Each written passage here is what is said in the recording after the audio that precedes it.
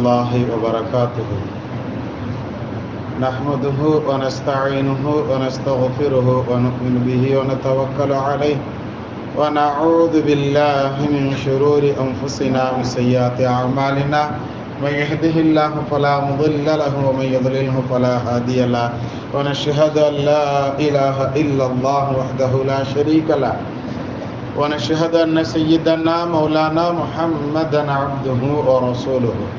قال الله تعالى في القرآن العظيم والفرقان المجيد: أعوذ بالله من الشيطان الرجيم بفضل بسم الله الرحمن الرحيم. يمحو الله ما يشاء ويثبت وعنده أم الكتاب. قال نبينا صلى الله عليه وسلم: يا عائشة أتدرين ما في هذا الليلة؟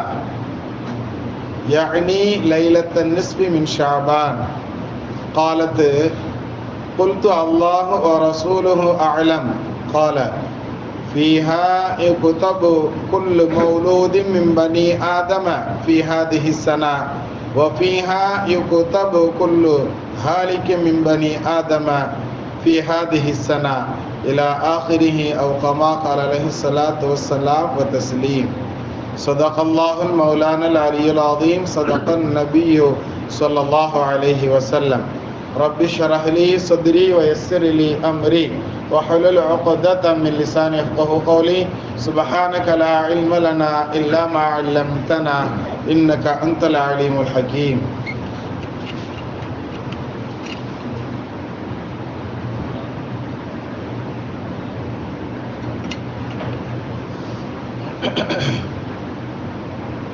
அல்ஹம்துலில்லாஹ். 1447வது ஹிஜ்ரி ஆண்டு இது. இந்த ஹிஜ்ரி ஆண்டினுடைய 8வது மாதம், சரியாக இந்த மாதத்தினுடைய நடு இரவிலே நாம் அமர்ந்திருக்கிறோம். இது ஷாபான் மாதத்தினுடைய நடு இரவு. ஹதீஸ்களில் எல்லாம் அதிகமாக சொல்லி காட்டப்பட்ட அந்த நடு இரவிலே நாம் அமர்ந்திருக்கிறோம். அல்லாஹ் தஆலா இந்த இரவனுடைய அனைத்து நலன்களையும் அடைந்து கொண்ட நல்லவர்களாக நம் அனைவர்களையும் அல்லாஹ் பொருந்திக் கொள்வானாக. அல்லாஹ் நோயற்றவர்களாக நம் அனைவர்களையும் இந்த ஆண்டு முழுவதையும் ஆயுள் முழுவதையும் அல்லாஹ் ஆக்கி அருள் புரிவானாக. அவனை நினைத்து வாழக்கூடிய நல்ல முஃமின்களாக நம் அனைவர்களையும் அல்லாஹ் கபூல் செய்வானாக. திடீர் மரணங்களை விட்டு அல்லாஹ் காத்தருள் புரிவானாக. ஆக்சிடென்ட்டுகள், ஆஸ்பத்திரிகளினுடைய செலவுகள், சிரமங்களை விட்டு அல்லாஹ் காத்தருள் புரிவானாக. நல்ல மனைவி மக்களை நசீபாக்கி தருவானாக. ஹஜ் உம்ராவை நசீபாக்கி தருவானாக. அவனுடைய இறையில்லமாம் கஅபாவை அதிகமாக ஹஜ் உம்ரா செய்யக்கூடிய, தவாப் செய்யக்கூடிய பாக்கியவான்களில் அல்லாஹ் நம்மை கபூல் செய்வானாக. அவனுடைய ஹபீப் ஸல்லல்லாஹு அலைஹி வஸல்லம் அவர்களுடைய ரவுலா ஷரீஃபை நேரடியாக சென்று சலாம் சொல்லி பதில் சலாம் பெற்ற நல்லவர்களில் அல்லாஹ் நம் அனைவர்களையும் பொருந்திக் கொள்வானாக. பிஹக்கி சய்யிதினா வ ஆலி சய்யிதினா முஹம்மதின் ஸல்லல்லாஹு அலைஹி வஸல்லம். அல்ஹம்துலில்லாஹ். கண்ணியத்திற்குரிய அல்லாஹ் நல்லடியார்களே, நாம் ஒவ்வொரு ஆண்டும் சொல்லக்கூடிய செய்திகளில் ஒன்றுதான் இது. பெரும்பகுதி ஆரம்பத்துலலாம் இந்த நாள் வந்துருச்சுன்னா வெளியே நோட்டீஸ் கொடுத்துக்கிட்டு இருப்பாங்க. நம்ம பிள்ளைகள்லேயே சிலர்கள், என்ன இதெல்லாம் கூடாது, இதெல்லாம் பிதஅத்து, இதெல்லாம் மார்க்கத்து சொல்லித்தரப்படாத செயல்களை நாம் செஞ்சுக்கிட்டு இருக்கிறோம் அப்படின்னு நோட்டீஸ் கொடுப்பாங்க. நோட்டீஸ் கொடுக்கறது மட்டுமல்ல, நின்று தெருமுனை பிரச்சாரம் மாதிரி ஒரு சின்ன ஸ்பீக்கர் வச்சு கூட என்ன செஞ்சுக்கிட்டு இருப்பாங்க, பயான் எல்லாம் செய்து கொண்டு இருப்பார்கள். அல்லாஹ் தஆலா அது போன்ற சூழல்களை விட்டு நமது மஹல்லாவை அல்லாஹ் ரொம்ப காப்பாற்றிருக்கிறோம். ஓரளவு விழிப்புணர்வுகளோடு நாம் இருந்து கொண்டு இருக்கிறோம் என்பதற்கு இங்கே இருக்கக்கூடிய இன்னைக்கு மகரிபில் வந்த கூட்டமும் இப்போ இஷால வந்திருக்கிற கூட்டமும் அது ஒரு பெரிய விழிப்புணர்வுக்குண்டான ஒரு தலீலாக, ஆதாரமாக நாம் எடுத்துக்கிட முடியும். கண்ணியத்திற்குரியவர்களை, பெரும்பகுதி எந்த செய்தியை சொன்னாலும் ஆரம்ப காலங்கள் என்ன சொல்லுவாங்கன்னா, இது பலகீனமான ஹதீஸு அப்படின்னு சொல்லுவாங்க. ஏற்கனவே நிறைய மஜ்லிஸ்களில் இதை நான் சொல்லியிருக்கிறேன். இருந்தாலும் எதுக்காண்டி அப்பப்போ அதை ஞாபகம் காட்டுறோம் அப்படின்னு சொன்னால், அந்த விஷயத்தை விளங்கிக்கிட்டா தான் நாம் செய்கிறது சரியா தப்பா அப்படிங்கிறத நாம் என்ன செய்ய முடியும், விளங்கி கொள்ள முடியும். அதனால தான் சில விஷயங்கள் அப்பப்போ நாம் மேற்கோள் காட்டுவோம். நபி ஸல்லல்லாஹு அலைஹி வஸல்லம் அவர்கள் சொன்னார்கள் அப்படின்னு ஒரு விஷயத்தை நாம் சொல்கிறோம் அப்படின்னா, அந்த விஷயம் சரியானதா தப்பானதா அப்படின்னு ஒரு பார்வை இருக்கு. இன்னொன்று அந்த விஷயம் பலகீனமான விஷயமா அப்படிங்கிற ஒரு பார்வை இருக்கு. புரியுதுங்களா? சரியா தப்பா அப்படின்னு பார்க்குற பார்வை அது வேற. ஆனா இவங்க எல்லாம் கொண்டு வரக்கூடிய விஷயம் என்னன்னா, இது பலகீனமான விஷயம் அப்படின்னு சொல்றாங்க. ஏதாவது ஒரு ஹதீஸை சொன்னோம்னா இந்த ஹதீஸ் பலகீனமானது, அதுக்கு அவங்க அரபியில பயன்படுத்தக்கூடிய வார்த்தை லைஃபானது, லைஃபான ஹதீஸா சொல்லிக்கிட்டு இருக்கிறீங்களே அப்படின்னு சொல்லுவாங்க. புரியுதுங்களா? இதை நாம விளங்கணும்னா, இந்த பாடத்தை நாம விளங்கிக்கிடணும்னா ஒரு பொதுவான ஒரு விஷயத்தை நாம விளங்கணும். நமக்கு கிட்டத்தட்ட அபூ ஹுரைரா ரலியல்லாஹு தஆலா அன்ஹு அப்படிங்கக்கூடிய ஒரு சஹாபி இருக்காங்க இல்லையா, இந்த ஒரு சஹாபி வந்து நபி ஸல்லல்லாஹு அலைஹி வஸல்லம் அவங்களுடைய வாழ்ந்த காலம் எவ்வளவு, நபியோடு அந்த முஹப்பத்தில் கலிமா சொன்னதுல இருந்து நபி மௌத்தா போற வரைக்கும் அந்த நபியோடு இருந்த காலம் எவ்வளோன்னு பார்த்தோம்னா 3 வருடம் அல்லது அரை வருடம் சேர்த்து மொத்தம் 3.5 வருஷம் தான். 3 சில்லற வருஷம் அப்படின்னு நாம சொல்லலாம். ஆனால் சஹாபாக்கள்லேயே அதிகமான ஹதீஸ்களை, நபியினுடைய சுன்னத்துக்களை நம்மகிட்ட கொண்டு வந்து சேர்த்ததுல இந்த சஹாபிக்கு தான் பெரிய பங்கு. கிட்டத்தட்ட 5000 ஹதீஸ்கள் வரைக்கும் நமக்கு என்ன செஞ்சிருக்கிறாங்க, சொல்லி கொடுத்துருக்குறாங்க. வெறும் 3.5 வருஷம், 3 சில்லறை வருஷம் மட்டும் இருந்துட்டு இவ்வளோ ஹதீஸ்களை நமக்கு கொண்டு வந்து கொடுத்துருக்குறாங்க. அதே மாதிரி ஆயிஷா அம்மா ரலியல்லாஹு தஆலா அன்ஹா அவங்களை எடுத்துக்கிட்டோம்னு சொன்னால் கிட்டத்தட்ட 2000த்திற்கும் மேற்பட்ட ஹதீஸ்களை அந்த ஒரே ஒரு பெண்மணி, சிறிய பெண்மணி, அவங்க என்ன செஞ்சிருக்கிறாங்க, பெண்கள்ல அதிகமான ஹதீஸை அறிவித்த பெண்களாக இந்த சஹாபி அம்மா, நம்மளுடைய தாயார் உம்முல் முஃமினீன், முஃமின்களுக்கு தாயார் அப்படின்னு சொல்லி அல்லாஹ்வால் போற்றப்பட்ட அந்த பெண்கள் வரிசையில் வரக்கூடிய இந்த அம்மா நமக்கு என்ன செய்கிறாங்க, அதிகமான ஹதீஸுகளை நமக்கு அறிவித்து தர்றாங்க. இப்போ இந்த மாதிரி ஹதீஸுகள் நம்ம அளவில் வந்து சேருது பார்த்தீங்களா. நபிகிட்ட இருந்து நான் கேட்டேன் அப்படின்னு நபியினுடைய தோழர்கள், நபியினுடைய மனைவியர்கள், நபியினுடைய தோழியர்கள் அறிவிக்கிறாங்க அப்படின்னா, அந்த ஹதீஸை எப்போ எழுதி வச்சாங்க அப்படின்னா, அந்த சஹாபாக்கள் இருக்காங்க இல்லையா, சஹாபாக்களுக்கும் இந்த ஹதீஸை எழுதக்கூடிய இமாம்கள் பிற்காலத்தில் உருவாகிறாங்க பாருங்க. இந்த 2 பேருக்கு மத்தியில் உண்டான இடைப்பட்ட காலத்தில் கிட்டத்தட்ட 6 நபர்கள் குறிக்க வருவாங்க. புரியுதுங்களா? நபி ஸல்லல்லாஹு அலைஹி வஸல்லம் அவங்க அறிவிச்சாங்க, அவங்ககிட்ட இருந்து நாங்கள் கேட்டோம், அவங்க சொன்னதை நாங்கள் கேட்டோம், அவங்க செஞ்சதை நாங்கள் பார்த்தோம், அவங்க அனுமதி கொடுத்து, அதாவது அந்த அனுமதி கொடுத்தல் அப்படிங்கக்கூடியதுக்கு வந்து அரபியில் ரொம்ப அருமையான ஒரு பதம் சொல்லுவாங்க. அதாவது தமிழில் எடுத்துக்கிட்டோன்னு சொன்னால், நபி ஸல்லல்லாஹு அலைஹி வஸல்லம் அவங்க முன்னால் அங்கீகரித்தல் அப்படிங்கிறது வந்து நபி ஸல்லல்லாஹு அலைஹி வஸல்லம் அவங்க முன்னால் ஒரு செயல் செய்யப்படும், அது செஞ்சுக்கிட்டு இருக்கிறத பார்த்துட்டு நபி ஸல்லல்லாஹு அலைஹி வஸல்லம் அமைதியாக இருப்பாங்க. இது தப்புப்பா, இது செய்யாத, இது அப்படி செய்யணும், எந்த விதமான கரெக்ஷனும் பண்ணாம நபி ஸல்லல்லாஹு அலைஹி வஸல்லம் அதை ஆமோதித்து இருப்பார்கள். ஆமோதித்தல், அங்கீகரித்தல் அப்படின்னு தமிழ்ல சொல்லுவாங்க. இப்போ இந்த 3 விதங்களில் வரக்கூடிய இந்த எல்லா ஹதீஸ்களுக்கும் இப்படி சஹாபாக்கள் சொல்லக்கூடிய இந்த விஷயங்கள் இருக்கு இல்லையா, இப்பதான் ஆரம்பிச்சிருக்கு. ஆரம்பிச்ச உடனே நீங்களும் ஆரம்பிச்சிட்டீங்களா? ஒரு அரை மணி நேரம் கழிச்சு கொடுக்கலாமா?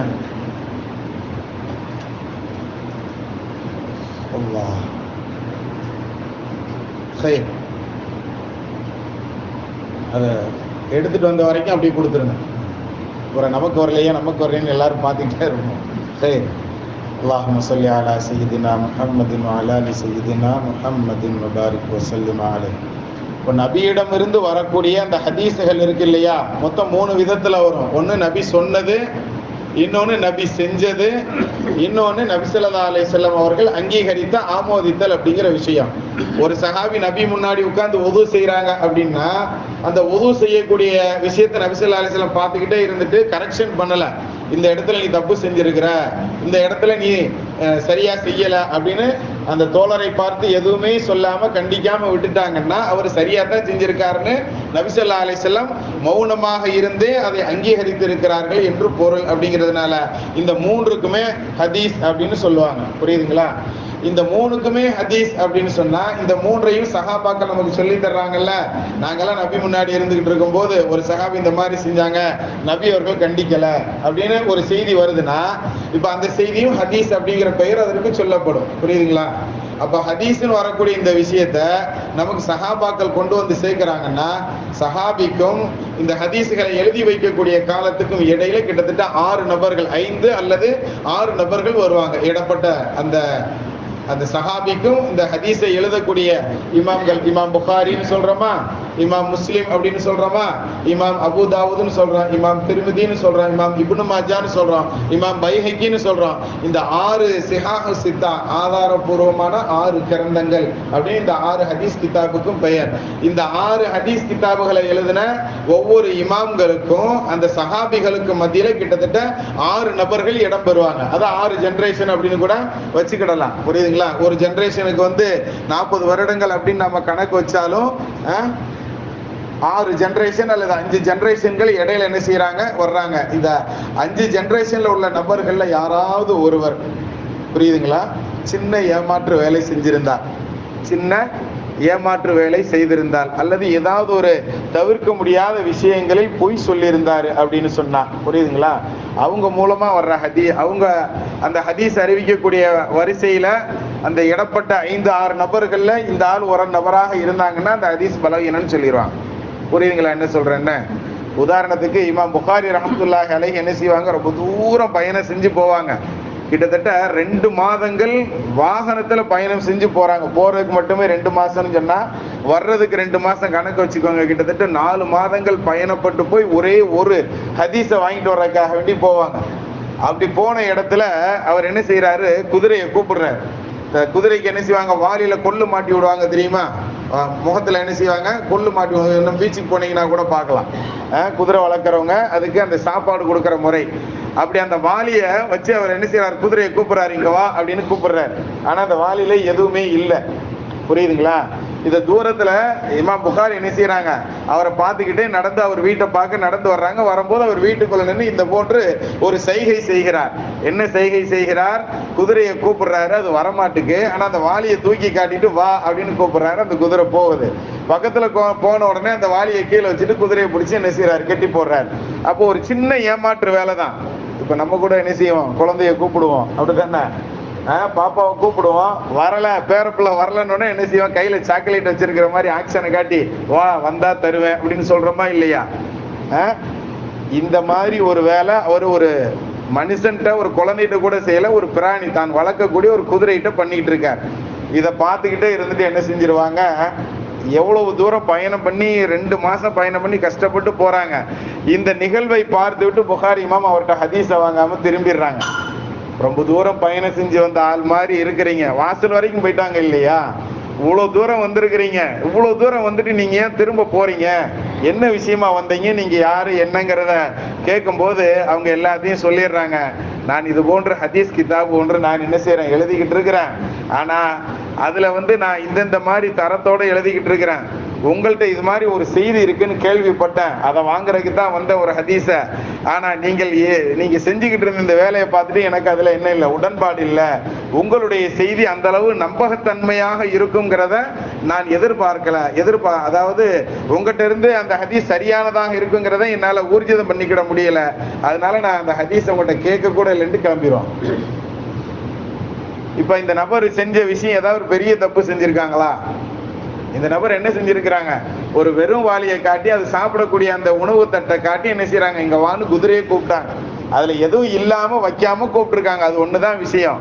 இது ஒரு சின்ன ஏமாற்று வேலை. இது போன்ற பழக்கம் உள்ளவரிடம் கூட எந்த விதமான ஹதீஸுகளையும் எடுத்துக்கொள்ள கூடாது. அப்படிப்பட்ட பழக்கம் உடைய நபர் ஒரு ஹதீஸ்னு ஒரு செய்தியை சொல்றாருன்னா அந்த விஷயத்துல கொஞ்சம் டவுட் படணும் அப்படிங்கிறத என்ன செய்யறாங்க, இமாம்கள் நமக்கு சொல்லி தர்றாங்க. கண்ணியத்திற்குரியவர்களை, இந்த மாதிரி செய்திகளை என்ன செய்யறாங்க, அதாவது சேகரம் செய்து எழுதுகிறார்கள். இது போன்ற பழக்கம் இருந்தால், இப்ப இந்த பழக்கத்துல நம்ம பிள்ளைகளை கையில சாக்லேட் வச்சுக்கிற மாதிரி ஏமாத்தி கூப்பிடுறோம் பாருங்க. நம்ம எத்தனை பேர் அப்படி கூப்பிட்டுருக்கோன்னு கொஞ்சம் யோசிச்சு பாருங்க. நம்மகிட்டலாம் இருந்து ஒரு ஹதீஸ் அப்படி வாங்கலாமா? நம்ம சொல்ற செய்திகள் எடுபடுமா? நாம சொல்ற விஷயங்களை மற்றவங்க என்ன செய்ய முடியும், அங்கீகரிக்க முடியுமான்னு கொஞ்சம் யோசிச்சு பாருங்க. அப்ப இது மாதிரி இந்தந்த செயல்கள் எல்லாம் இருந்தால் அவர்கள் அறிவிக்கக்கூடிய விஷயங்கள் பலகீனம் அப்படின்னு சொல்லி பிற்காலத்துல எப்ப ஹதீஸ் கிதாபெல்லாம் எழுதி முடிச்சதுக்கு அப்புறம், புரியுதுங்களா, ஹதீஸ் கிதாபுகள் எல்லாம் கோர்வை செய்யப்பட்டு இப்ப கம்ப்யூட்டர் யுகமாக எல்லாம் விரல் நுனியில கொண்டு வந்து நாம முன்னாடி போன்கள்ல வச்சிருக்கோம் பாருங்க. இது மாதிரி காலம் வந்து விட்டாலும் கூட அந்த 5 அல்லது 6 நபர்கள் சஹாபாக்களுக்கும் அந்த கிதாபுகளை ஹதீஸுகளை சேகரம் பண்ணி எழுதுனாங்க பாருங்க. இவங்க 2 பேருக்கு மத்தியில் உண்டான அந்த ஜெனரேஷன், அந்த 5 நபர்கள்ல யாராவது ஒரு ஆளு இந்த பழக்கம் உள்ளவரா இருக்காரான்னு அந்த காலத்துல வாழ்ந்தவங்க இந்த 5 ஜெனரேஷன் என்ன செய்யறாங்க, எல்லாத்தையும் மொத்தமா கணக்கெடுத்து இன்னைக்கு நம்ம மஹல்லால எத்தனை பேர் இருக்கிறோம்னு கணக்கெடுக்க முடியுமா நம்மளால? சொல்லுங்க பார்ப்போம். நம்ம மஹல்லால எத்தனை முஸ்லிம் வீடுகள் இருக்கிறது, ஒரு வீட்டுக்கு எத்தனை குடும்பம், ஒரு குடும்பம் இருக்கா அல்லது 2 குடும்பம் இருக்காங்களா ஒரு வீட்டுல, அல்லது எத்தனை எத்தனை மெம்பர்கள் இருக்கிறாங்க, இப்படிங்கிற இது மாதிரி உண்டான கணக்கெடுப்பு கூட நம்மகிட்ட என்ன இல்லை, ரொம்ப தெளிவாக இல்லை. ஆனா எந்த விதமான டெக்னாலஜியுமே இல்லாத அந்த காலத்துல எப்படி கணக்கெடுத்திருக்கிறாங்க, சஹாபாக்களுக்கும் இந்த ஹதீஸ்களை சேகரம் செய்த இவர்களுக்கும் மத்தியில் உண்டான அந்த 5 அல்லது 6% அந்த நபர்கள் அவங்களுடைய அந்த வரலாறுகள் எல்லாத்தையும் தோண்டி எடுத்து இன்ன நபர் நம்பகமான நபர், இவருடைய தரத்திலிருந்து எத்தனை ஹதீஸ் வந்தாலும் தாராளமா எடுத்துக்கிடலாம். புரியுதுங்களா? இன்ன நபர் சரியில்லாத நபர், அவர் வரலாற்றுல அவருடைய வாழ்க்கையில் இது மாதிரி ஒரு குதிரையை ஏமாத்திருக்காரு, அதையும் பதிஞ்சு வச்சிருக்காங்க. புரியுதுங்களா? அப்ப இது மாதிரி ஒவ்வொரு சின்ன சின்ன விஷயங்கள் அது இப்படி பதிஞ்சு வைக்கப்பட்ட ஒரு கிதாபு ஒண்ணுன்னு இருக்கு. அது எப்ப பதிஞ்சாங்கன்னு சொன்னா ஹதீஸ் கிதாபுகள் எல்லாம் எழுதி முடிச்சதற்கு பின்னாடி பிற்காலங்களில், புரியுதுங்களா, எழுதி வைக்கப்பட்ட கிதாபு தான் என்ன கிதாபு, அதாவது நம்பகமான மனிதர்கள் அப்படிங்கக்கூடிய இவங்கள்ட்ட இருந்து ஏத்துக்கிடலாம், இவங்கள்ட்ட இருந்து ஏத்துக்கல கூடாது அப்படின்னு எழுதி வைக்கப்பட்ட அந்த கிதாப். ஆனா அந்த கிதாப்ல உள்ள விஷயம் எல்லாமே சரிதானான்னு யாரும் தட்டி பார்க்கறதுக்கு தயார் கிடையாது. அவர் எழுதிட்டாரா, அவர் எழுதினா இவர் பலகீனமானவர், அவர் எழுதிட்டாரா இவர் நல்ல மனிதர் அப்படின்னு அங்கீகரித்துக் கொள்ளக்கூடியவர்கள் இந்த காலத்துல நிறைய பேர் இருக்காங்க. எல்லாத்தையும் அங்கீகரிச்சுக்கிறான், பின்னாடி காலத்துல எழுதுனதெல்லாம் ஏத்துக்கிறான். ஆனா முன்னாடி அவங்க என்ன விஷயத்த சொல்லி இருக்கிறாங்க, எதனால அந்த ஹதீஸ் பலகீனம்னு ஒதுக்குறாங்க அப்படிங்கிற அந்த விஷயத்துக்குள்ள போய் என்ன செய்ய மாட்டேங்கிறாங்க, ஆய்வுகள் செய்ய மாட்டேங்கிறாங்க. மக்கள் எல்லாம் எடுத்தோன்னே லைஃப்னு சொன்னா அது எடுக்கவே கூடாது, அது தவறான விஷயம். பலகீனம், அதாவது ஹதீஸ்கள் எப்படி லைஃப் பலகீனமானதுன்னு இருக்குதோ அது மாதிரி மௌதூன் அப்படின்னு ஒரு வகை இருக்கு. மௌதூன் அப்படின்னா இது அவ்வளவுதான், அந்த விஷயம் இட்டுக்கட்டப்பட்ட விஷயம் அப்படின்னு சொல்லலாம். இது ஹதீஸுங்கிற பெயரில் திரிக்கப்பட்டது. இன்னைக்கு நிறைய விஷயங்கள் அப்படிதான் என்ன செஞ்சுக்கிட்டு இருக்கிறாங்க. யூதர்கள் என்ன செய்யறாங்கன்னு சொன்னா எல்லா ஹதீஸுகளும் ஆன்லைன் வாயிலாக, அதாவது சமூக ஊடகங்கள் வாயிலாக எல்லாமே இதுல தான் இருக்கு, கம்ப்யூட்டர் யுகமாகத்தான் இருக்கிறது. எல்லாத்துலயும் இடையில ஹதீஸுகள் அவனே என்ன செய்யறான், செருகி விடுறான்.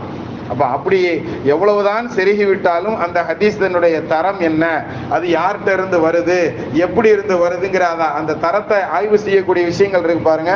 அதுல இமாம்கள் இந்த காலத்திற்கும் தோதுவாக ரொம்ப தெளிவா துல்லியமா எழுதி வச்சிருக்கிறாங்க. இதெல்லாம் மௌதுஆன விஷயங்கள், இந்த மாதிரி எல்லாம் வருதுன்னா இது மௌதுக்களினுடைய பட்டியல், அதாவது இட்டுக்கட்ட விஷயங்கள், ஹதீஸ் என்ற பெயரால் புனையப்பட்ட விஷயங்கள்னு ஒதுக்கி வச்சு அதுக்குன்னு ஒரு தனி தலைப்பை போட்டு இதை நாம் ஏத்துக்கிட கூடாதுன்னு டிக்ளேர் பண்ணிட்டாங்க. அந்த மாதிரி விஷயங்கள் வேற. ஆனா பலகீனம் அப்படிங்கிறது ஹதீஸ் சரியில்லை அப்படிங்கிறது அர்த்தம் அல்ல. முதல் நாம விளங்கிக்கிடணும். பலகீனம்னு ஒரு ஹதீஸ சொல்றாங்கன்னா அவங்க சொன்ன நபியவோ அல்லது சொன்ன சஹாபாக்களோ குறை அல்ல, இடையில வந்த நபர்கள் யாராவது ஒருத்தவங்களுக்கு மறதி இயல்பாகவே இருக்கலாம். அவர் ஒரு விஷயத்த, அதாவது பிற்காலத்தில் மறதி, இப்போ வயதாயிருச்சுன்னு சொன்னா எவ்வளவு மறக்கிறோம் நாம. வயதாகிவிட்டால் நம்மளுடைய ஒவ்வொருத்தவங்களுடைய வீட்டுல பெரியவங்க இருக்கிறாங்கல்ல, எவ்வளவு நபர்கள் எப்படிலாம் மறதி வருகிறது அப்படிங்கிறத நாம பார்க்கிறோம். அது மாதிரி மறதி ஒரு நபருக்கு அவர் வாழும் காலத்துல முன்னாடியோ அல்லது இறந்து போறதுக்கு கொஞ்சம் முன்னாடியோ மறதி இருந்துச்சுன்னா அவர் அறிவிச்ச ஹதீஸ்கள்லையும் பலகீனம் இருக்குன்னு சொல்லி ஒதுக்கிடுவாங்க. புரியுதுங்களா? அப்ப இந்த மாதிரி சின்ன சின்ன விஷயங்களுக்காக பலகீனம் என்பதாக இவைகள் எல்லாம் ஒதுக்கப்பட்டதோ அதற்கு இமாம்கள், எந்த இமாம்கள் இவங்க ஹதீஸ் எல்லாம் எடுக்கக்கூடாதுன்னு சொன்னாங்களோ அதே இமாம்கள் இன்னொரு கிதாபை எழுதி வச்சிருக்கிறாங்க. பலகீனமான ஹதீஸ்களை கொண்டு நாம் நடைமுறைப்படுத்தலாம், ஆனால் சட்டங்கள் தான் இயற்றக்கூடாது அப்படிங்கிறத நமக்கு என்ன செய்யறாங்க, ஒரு பாடம், அதுக்குன்னே ஒரு தனி பாடத்தை ஒதுக்கி வச்சிருக்கிறாங்க. பலகீனமான ஹதீஸுகளை கொண்டு என்ன செய்யலாம்?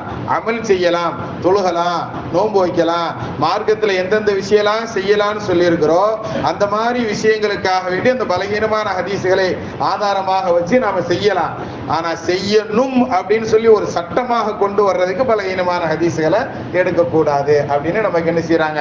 இது மாதிரி பாடங்கள், இதுல நிறைய பாடங்கள் இருக்கிற, நீங்க பிரபல்யமாக இருக்கக்கூடிய அந்த, நான் கூட அங்க பெரிய கிதாப் ஒண்ணு இது போட்டு பையில போட்டு வச்சிருக்கிறேன், பாத்தீங்கன்னா தெரியும். அது பெரிய ஹதீஸ் கிதாப், தப்சீர் அதே மாதிரி இருக்கு, மிஷ்காத்துங்கிற ஒரு கிதாபும் இருக்கு, ஹதீஸ் கிதாப். இப்போ அந்த கிதாபினுடைய எந்த புக்கா இருந்தாலும் அந்த புக்கை எழுதக்கூடியவங்களுடைய ஒரு அருமையான பழக்கம் என்ன அப்படின்னா, முன்னுரை அப்படின்னு போட்டிருப்பாங்க, எண்ணுரை அப்படின்னு எழுதுவாங்க இல்லையா?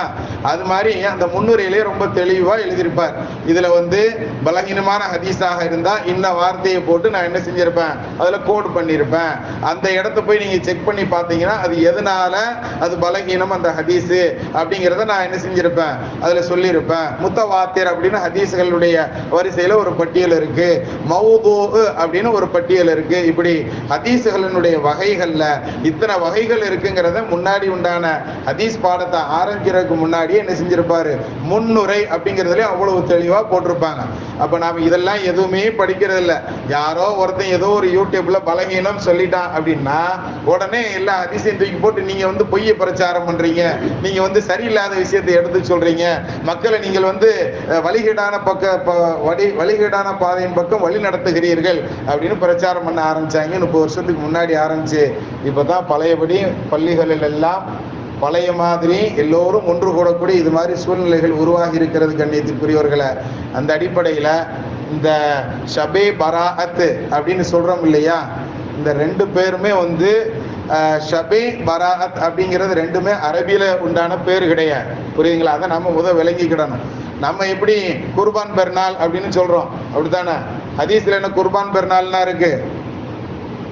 ஹதீஸ்ல ஹஜ்ஜு பெருநாள் அப்படிங்கிற, அது ஹஜ்ஜு பெருநாள்னு சொல்றது கூட நம்மளுடைய பழக்கத்தில் உள்ளதுதான், அப்படித்தானே? அசல் அந்த பெருநாளைக்கு பெயர் அபஹா பெருநாள், அப்படித்தானே?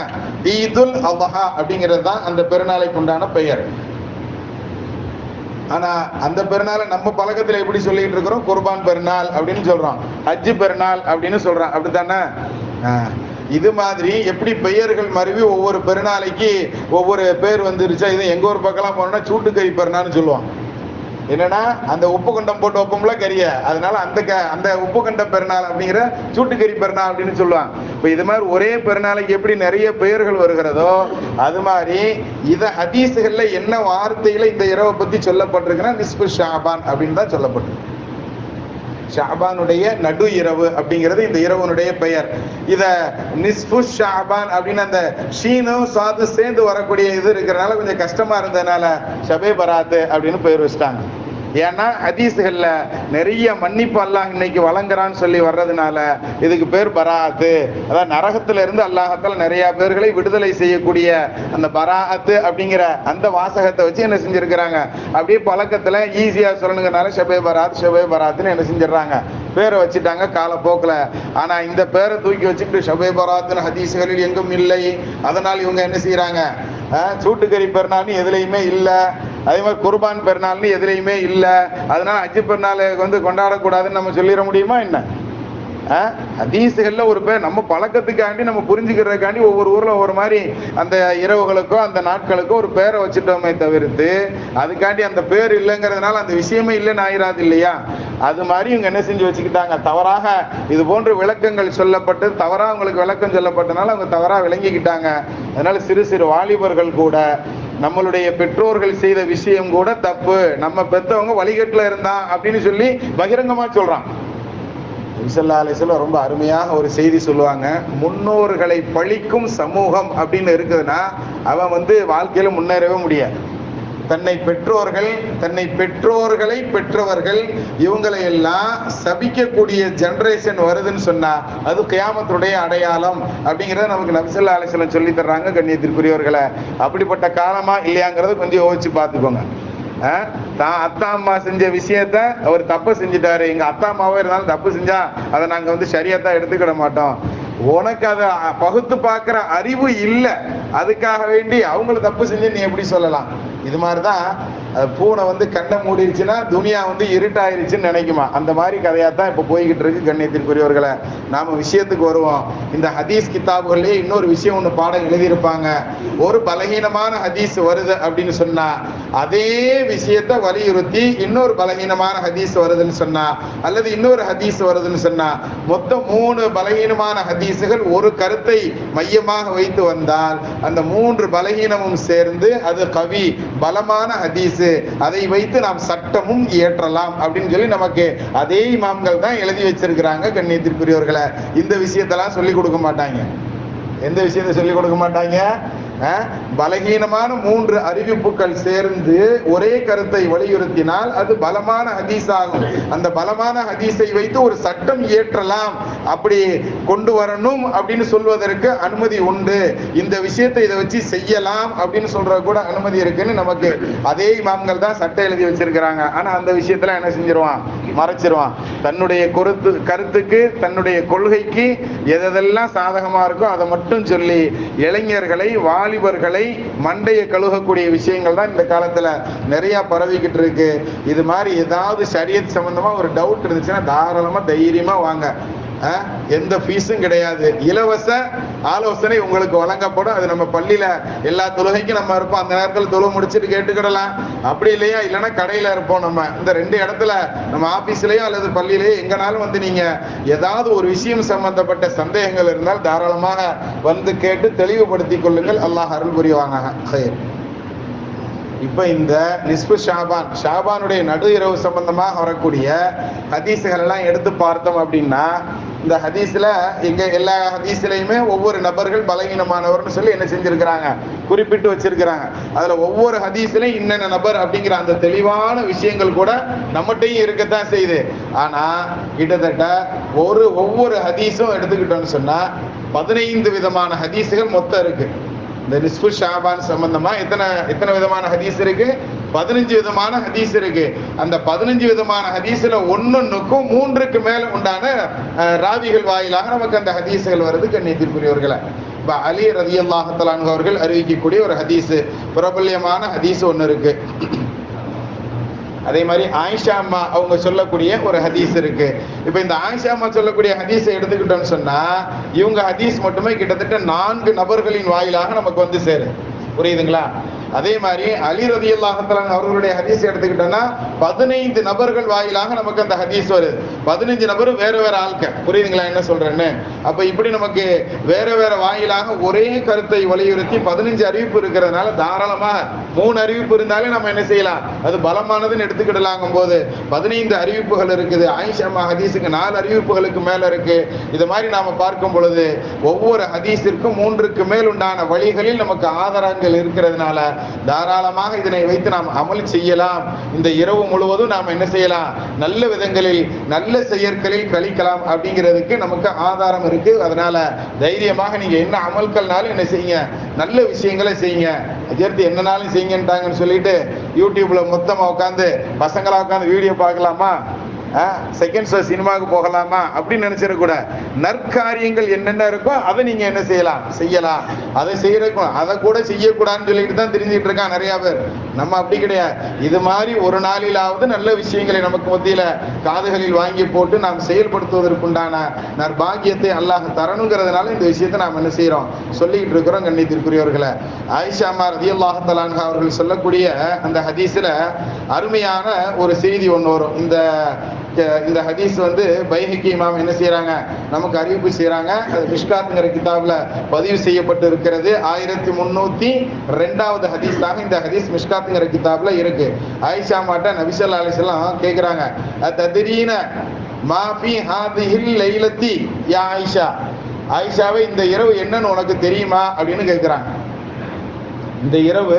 இந்த இரவுல என்ன இருக்கு அப்படின்னு உனக்கு நீ தெரிந்திருக்கிறாயா, உனக்கு தெரியுமா ஆயிஷாவே அப்படின்னு கேட்கும்போது எந்த இரவு அப்படிங்கிறது பிராக்கெட்ல என்ன செய்யறாங்க, அந்த ஹதீஸை சொல்லக்கூடிய இமாம்களை என்ன செய்யறாங்க போட்டிருக்கிறாங்க. யஅனி லைலத்துன் நிஸ்ஃபி மின் ஷாபான், ஷாபான் மாதத்தினுடைய நடு இரவுல இருந்துகிட்டு தான் இந்த விஷயத்த நபி ஸல்லல்லாஹு அலைஹி வஸல்லம் என்கிட்ட கேட்டாங்க அப்படிங்கிறத இந்த ஹதீஸை சொல்லக்கூடிய ஆயிஷா அம்மாவை சொல்றாங்க. புரியுதுங்களா? அப்ப ஆயிஷா அம்மா சொன்னாங்க, நான் சொன்னேன், நபி இப்படி கேட்டப்போ நான் கொளுத்து சொன்னேன், அல்லாஹு வ ரசூலுஹு அஅலம், அல்லாஹ் ரசூலுக்கு தாங்க தெரியும், எனக்கு என்ன தெரியும் நபியே அப்படின்னு நபியிடம் நான் தெரியாததை போன்று நான் சொல்லும் பொழுது கால நபி ஸல்லல்லாஹு அலைஹி வஸல்லம் சொன்னாங்க, ஃபீஹா யுக்தபு குல்லு மௌலூதின் மின் பனி ஆதம ஃபீ ஹாதிஹி ஸனா, இந்த வருடத்துல ஆதமுடைய பிள்ளைகள் எத்தனை குழந்தைகள் பிறப்பார்களோ அத்தனை குழந்தைகளும் இந்த வருடத்துல பிறப்பவர்களை பற்றி உண்டான செய்தி இன்றைய தினத்துல தான் எழுதப்படுகிறது. என்ன சொல்றாங்க, இன்றைய தினத்துல எத்தனை பிள்ளைகள் இந்த வருடம் முழுவதும் பிறக்குமோ அது இந்த இரவுல அல்லாஹ் என்ன செய்யறான், எழுதி வைக்கிறான் அப்படிங்கிறத நமக்கு என்ன செய்யறாங்க, சொல்லி தர்றாங்க.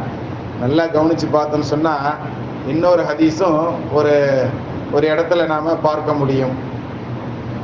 நபி ஸல்லல்லாஹு அலைஹி வஸல்லம் அவர்கள் சொல்லக்கூடிய அந்த செய்தி இதுவும் மிஷ்காத்துங்கிற கிதாப்ல இடம்பெற்றிருக்கக்கூடிய ஹதீஸ் தான். கதபல்லாஹு கத்ரல் ஹல்கி கபல அன் யக்லுக ஸமாவாதி வல் அர்த பி 50,000 சனா, 50,000 ஆண்டுகளுக்கு முன்னாடியே அல்லாஹ் தஆலா ஒவ்வொரு படைப்புகளுக்கும் உண்டான ரிஸ்க்குகளை என்ன செஞ்சிட்டான், விதியாக எழுதி வைத்து விட்டான் அப்படிங்கிற செய்தியை நபி ஸல்லல்லாஹு அலைஹி வஸல்லம் அவர்கள் சொன்ன அந்த விஷயமும் நமக்கு ஹதீஸ்கள்ல இருக்கத்தான் செய்யுது. புரியுதுங்களா? உலகத்துல என்னென்னத்தை படைக்க போறோம் எல்லா விஷயங்களும் அல்லாஹ்வுடைய விதி என்ற அந்த புக்ல எல்லாம் எழுதி வச்சிருக்கிறான். ஆனா எழுதி வச்சது எல்லாருக்கும் தெரியுமானா அல்லாஹுக்கு மட்டும் தானே தெரியும். அந்த எழுதி வைக்கப்பட்ட விஷயங்களை ஒவ்வொரு வருடத்திற்கும் ஒரு முறை என்ன செய்யறான்னு சொன்னா அல்லாஹ் தஆலா ரூஹ் வாங்கக்கூடிய மலக்குகளிடத்துல என்ன செய்யறான், பொறுப்பை கொடுக்கறான். இதை பூரா என்ன செய்யுங்க, இந்த பட்டியலில் உள்ளவர்கள் எல்லாம் இந்த வருடங்களில் உயிர் வாங்கப்படணும் நல்லா எழுதி கொடுக்கறான். இன்னைக்கு 3 மணிக்கு ஒரு நபர் வஃபாத் செய்தி ஒன்று நமக்கு ஆலிம்களுடைய குரூப்ல வந்துச்சு. இன்றைய தினத்தினுடைய 3 மணிக்கு இந்த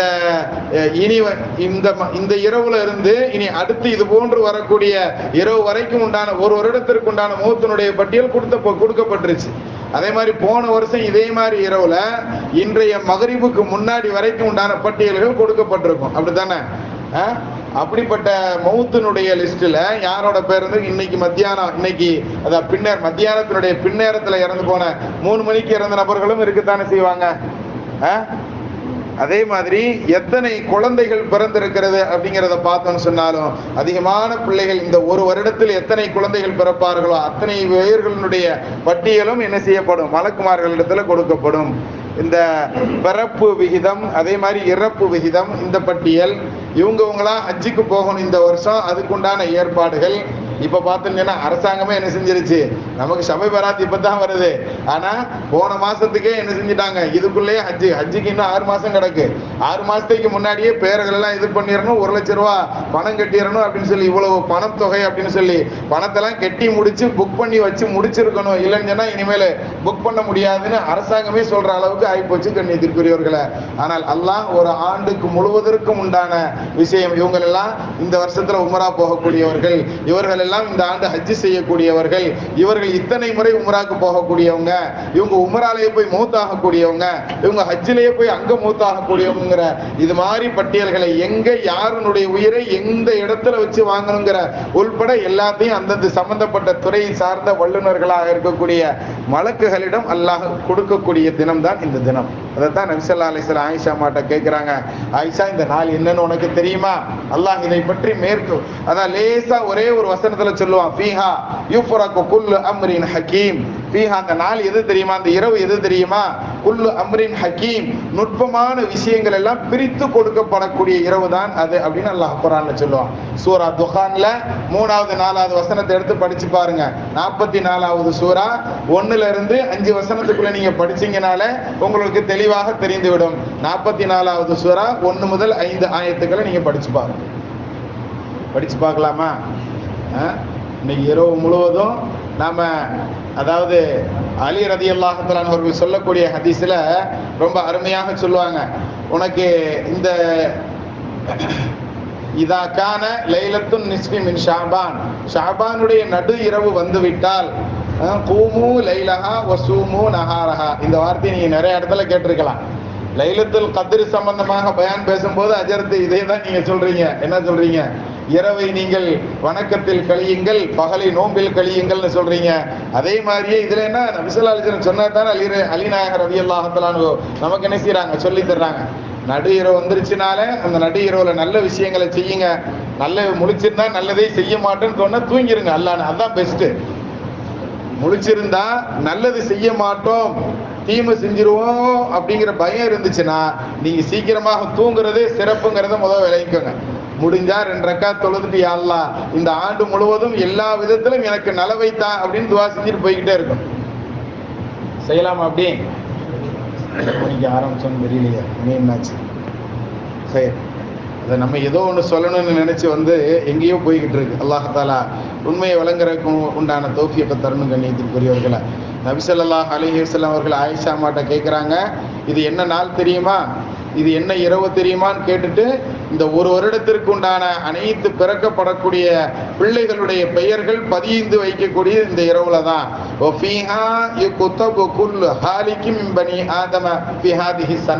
இந்த ஒரு வருடம் முழுவதும் மரணிக்கப்படக்கூடியவர்களுடைய பட்டியலும் இந்த நாளில் தான் தயாரிக்கப்படுகிறது அப்படிங்கிறத நபி ஸல்லல்லாஹு அலைஹி வஸல்லம் இந்த இரவை பத்தி ரொம்ப தெளிவாக டீட்டெயிலாக சொல்லி தர்றாங்க. கண்ணியத்திற்குரியவர்களை, அடுத்து முக்கியமான விஷயம், பனி ஆதம், ஆதமுடைய பிள்ளைகளுடைய நற்செயல்கள் எல்லாம் அல்லாஹ்விடத்துல வருடத்திற்கு ஒரு முறை ஒப்படைக்கப்படும். அப்படி உயர்த்தப்படுவதும் இந்த இரவுல தான் உயர்த்தப்படுகிறது. இந்த இரவில் தான் அவர்களுடைய ரிஸ்குகள் எல்லாம் நிர்ணயிக்கப்படுகிறது. இப்படி நீளமான அந்த அறிவிப்பு, அந்த ஹதீஸை நாம பார்க்க முடியும். கண்ணியத்திற்குரியவர்களை, இப்ப நேத்து முந்தானாலும் நம்ம இந்தியாவினுடைய பட்ஜெட்டை ஒரு அம்மா என்ன செஞ்சாங்க? தாக்கல் செஞ்சாங்க. அப்படித்தானே? அதுல நம்ம தமிழ்நாட்டுக்கு எதுவும் பெருசா ஒன்றும் சொல்லலைங்கிறது வேற விஷயம். ஆனா ஆரம்ப காலத்துல கொஞ்சமாவது ஒரு இறக்கம் இருக்கும். கம்யூனிஸ்ட் கட்சிக்காரங்கெல்லாம் என்ன செய்வாங்க? எங்களுக்கு அது இல்லை இது இல்லை, இந்த பட்ஜெட்ல எங்களுக்கு திருப்தி இல்லைன்னு சொல்லி எல்லாரும் சேர்ந்து ஒரு போராட்டம் பண்ண உடனே சரி உங்களுக்காக இது பண்றோம்னு சொல்லி அந்த பட்ஜெட்ல என்ன செய்வாங்க? சின்ன சின்ன மாற்றங்கள்லாம் செய்வாங்க. இப்பெல்லாம் அப்படி இல்லை, ஒன்மேன் ஆர்மி மாதிரி போய்கிட்டு இருக்கு அரசாங்கம். அல்லாஹ் தஆலா அதுக்கு சீக்கிரமாகவே ஒரு நல்ல முடிவை கட்டுவான்னு நாம இந்த இரவுல நாம துஆ செய்யலாம். எல்லாம் இஸ்லாத்திற்கும் இஸ்லாமியர்களுக்கும் குறிப்பாக சிறுபான்மையின மக்களாக இருக்கக்கூடியவர்களுக்கும் சாதகமான ஆட்சியை கொடுன்னு நாம என்ன செய்யணும்? அதிகமாக துவா செய்யணும். அப்படி ஒரு துவாவை நாம என்ன செஞ்சிடணும்? செய்யறதுக்கு மறக்கக்கூடாது. தனிப்பட்ட முறை இன்றைய ஃபஜ்ர் வரைக்கும் நாம இந்த துவாவை கேட்டுக்கிட்டே இருக்கலாம். என்ன கேட்டாலும் அல்லாஹ் தர்றேன்னு அல்லாஹ்வே இறங்கி வந்து கேட்கக்கூடிய இந்த நாள்ல நாம இது மாதிரி விஷயங்களை பயன்படுத்திக்கிடணும். கண்ணியத்திற்குரியவர்களை, நம்மளுடைய ரிஸ்க்கு சம்பந்தமான, அதே மாதிரி நம்மளுடைய அமல்கள் உயர்த்தப்படுறது, இது சம்பந்தமா நபி ஸல்லல்லாஹு அலைஹி வஸல்லம் நிறைய பேசியிருக்கிறான். யார சொல்லலாம், வியாழக்கிழமை நோன்பு வைக்கிறீங்களே, என்ன விஷயம்? அன்றைய தினம் ஒரு வாரத்தினுடைய அமல்கள் அல்லாஹ்விடத்துல ஏற்றுக்கொள்ள எடுத்து காட்டப்படுகிறது. அந்த நேரத்துல என்னுடைய இந்த வாரத்தினுடைய அமலினுடைய கடைசி அமலாக நான் நோம்பாளியா இருக்குன்னு நான் விரும்புறேன், அதனாலதான் நான் நோன்பு வச்சிருக்கிறேன்னு சொல்லுவான்.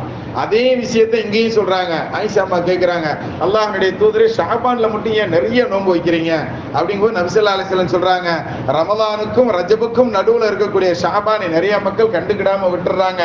ஆனா நான் அப்படி இல்லை, வருடத்தினுடைய அமல்கள் முழுவதும் அல்லாஹ்விடத்துல தூக்கி உயர்த்தி காட்டப்படுகிறது.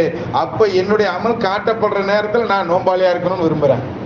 என்னுடைய அமல்களுடைய பட்டியலில் கடைசியாக சில பேப்பர் படிப்பான், பாத்தீங்கன்னா தெரியும். ஃபர்ஸ்ட் ஹெட்லைன் பார்ப்பான், முக்கியமான விஷயமா இருந்தா கடைசி லைனை பார்ப்பான். அது மாதிரி நபி ஸல்லல்லாஹு அலைஹி வஸல்லம் சொல்றாங்க, என்னுடைய அமல்கள் அல்லாஹ்விடத்துல உயர்த்தப்படும் பொழுது நான் நோன்பாளியாக முடிச்சிருக்கிறேங்கிறத அல்லாஹ் விரும்பணும். அதை பார்த்துட்டு அல்லாஹ் என்னைய விரும்பணுங்கிறனால நான் நோன்பு வச்சிருக்கிறேன்னு சொல்றாங்க. அதனாலதான் அந்த இரவை நம்ம என்ன செய்யறோம்? நல்ல விதங்கள்ல கழிக்கிறோம். பகல்ல நோன்பு வைங்க அப்படிங்கறத நமக்கு நபி ஸல்லல்லாஹு அலைஹி வஸல்லம் சொல்றாங்க. அப்ப நம்மளுடைய அமல்கள் அல்லாஹ்வை போய் சேரும் பொழுது, அது சேரக்கூடிய நேரமாக இருந்தாலும் சரி, அல்லது சேர்த்து காட்டப்படும் பொழுது நாம் செய்த கடைசி விஷயமாக இருந்தாலும் சரி, நாம் நோம்பாளியாக இருக்கணுங்கிறத நமக்கு நபி ஸல்லல்லாஹு அலைஹி வஸல்லம் வலியுறுத்தி இருக்கிறாங்க. அதனாலதான் அந்த பகல்ல நோன்பு வைக்க சொல்றாங்க. இதுக்கு ஹதீஸ்கள்ல இன்னும் சில விஷயமே உண்டு. 13, 14, 15 இந்த 3 நாள் நோன்பு வைக்கிறது ரொம்ப ஏற்றமானது. இன்னைக்கு 14வது நாள், அப்படித்தானே? பகல் முடிஞ்சிருச்சு, 15வது இரவு இன்னைக்கு ஆரம்பிச்சிருச்சு. இன்னைக்கு இரவுல நாம உட்காந்து யாசின் ஓதி துவா செஞ்சோம் இல்லையா? அப்படி துவா செய்யறோம்னா, நோன்பு திறந்த நிலையில நாம இருந்து துவா செஞ்சோம்னா அல்லாஹ்வுக்கு ரொம்ப பிடிக்கும். அப்படித்தானே?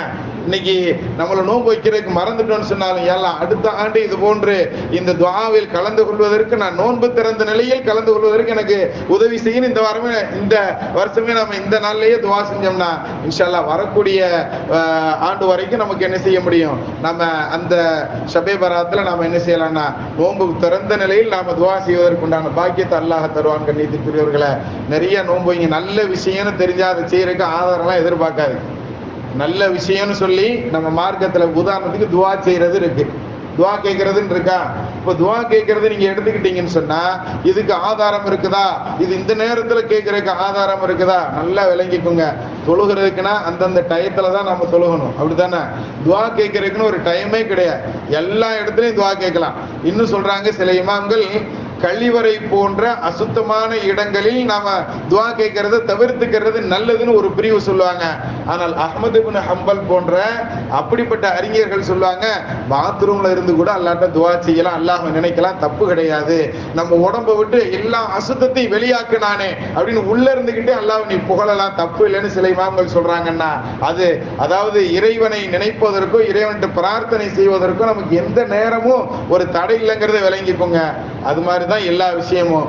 நற்காரியங்கள் அப்படின்னு இருந்துச்சுன்னு சொன்னா அதிலும் துஆ போன்ற காரியங்கள்னா இதை இந்த நேரத்துல செய்யலாமா அந்த நேரத்துல செய்யலாமெல்லாம் கலங்காதீங்க. தாராளமாக மார்க்கம் அனுமதித்த இபாதத்துகள் வணக்க வழிபாடுகளாக இருந்தால் அதை எப்பொழுதும் செய்யலாம் அப்படிங்கிறது நீங்க பொதுவான ஒரு சட்டமாக இன்று விளங்கிக்கிட்டு இன்ஷா அல்லாஹ் இங்கிருந்து போகலாமா? அல்லாஹ் தஆலா எதை கேட்டோமோ எதை சொன்னோமோ அதன் பிரகாரம் அமல் செய்யக்கூடிய நற்பாக்கியவான்களில் அல்லாஹ் நம்மை கபூல் செய்வானாக. பிஹக்கி சய்யிதினா வ ஆலி சய்யிதினா முஹம்மதின் ஸல்லல்லாஹு அலைஹி வஸல்லம்.